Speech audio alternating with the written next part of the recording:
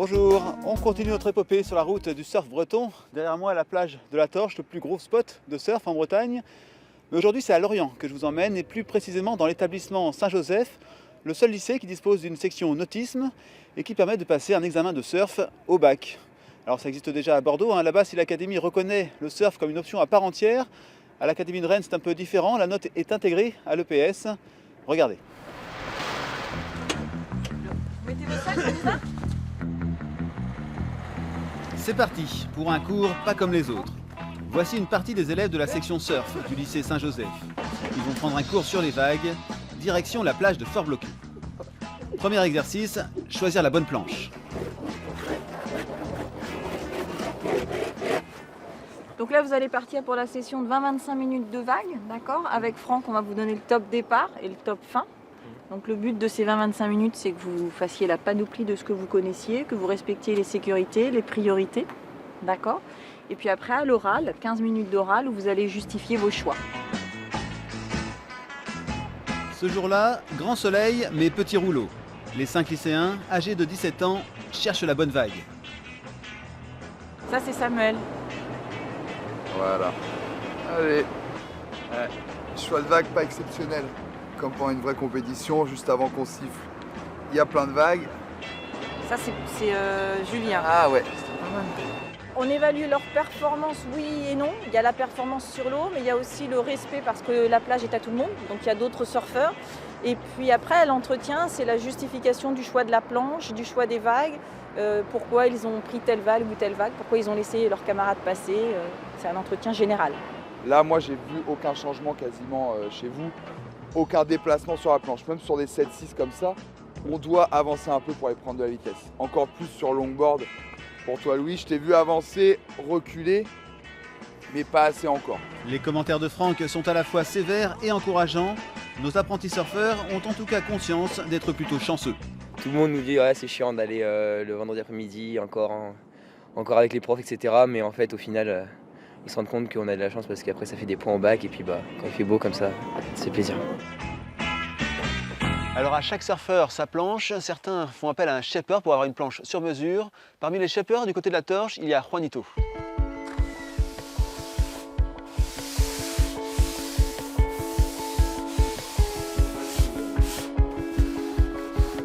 Première question, Juanito, est-ce que tu peux nous décrire la fonction de shaper? Qu'est-ce que c'est un shaper? Shaper, ça veut dire sculpteur de forme en anglais, en premier lieu, et on va dire que mon métier, c'est fabricant artisanal de planches de surf, sur mesure.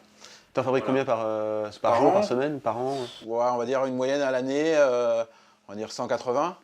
C'est quoi les différentes étapes pour fabriquer une planche?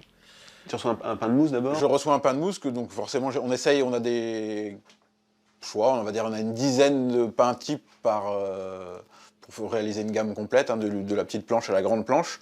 Ça par exemple, là c'est un pain typiquement pour faire ce qu'on appelle des shortboards. Voilà, après il y a un peu de tolérance dedans en termes de largeur ou d'épaisseur. Ce même pain, on peut le prendre plus plat, plus banané en fonction de la demande.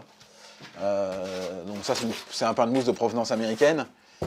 Et après, on a des pains qui sont souvent un peu plus grossiers, les lignes sont moins belles, on va dire, pour pouvoir travailler à la machine. Ça donne ça, et là, on travaille sur des gammes, sur des modèles. Donc là, je sais pas, je vais vous présenter un de mes modèles les plus connus, les plus populaires. C'est mon modèle Flyer. Ça, à la base, c'est une planche que j'ai faite à la main, que j'ai fait donc numériser.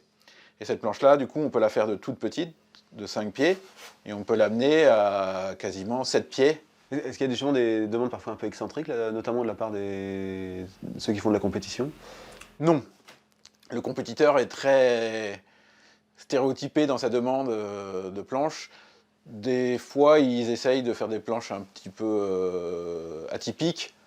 Il y a une tendance actuelle qui est ce qu'on appelle le néo-rétro, c'est-à-dire qu'on s'inspire des formes des années 60-70, qu'on réactualise, qu'on modernise les carènes, les formes des rails, des choses comme ça. Quand on est shaper, on est forcément aussi surfeur? Je pense ouais, que c'est mieux pour pouvoir analyser, avoir du recul sur ses propres modèles, avoir pu les tester. Je pense qu'en plus, c'est pas mal d'être pas trop mauvais, d'avoir au moins une ouverture d'esprit sur ce qui est bon ou pas bon pour tel ou tel type de personne, d'avoir eu des sensations. Parce que justement, quand un client arrive chez toi, ça commence par une discussion, j'imagine, entre quel est ton niveau, qu'est-ce que tu voudrais et pourquoi. Voilà, quel type de planche tu surfes. Est-ce que ça te convient? Est-ce que ça te convient pas? Merci beaucoup Erwan, on te laisse travailler. Merci à vous.